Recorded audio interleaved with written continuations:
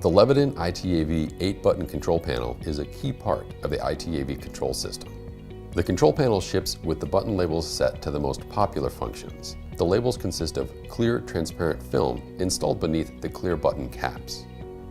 In the event you need to move, replace, or use other button labels, the process is simple. Here's what you'll need: a strip of electrical tape and replacement button labels. First, create a tape loop sticky side out around your finger and press it against the button cap you need to remove. Then quickly pull the tape straight up off the control panel. The button cap will snap off and be attached to the tape loop on your finger. Remove the cap from the tape loop. Remove the label from the inside of the cap and insert the new label. Align the cap with the new label straight over the button, paying particular attention to the orientation of your new label.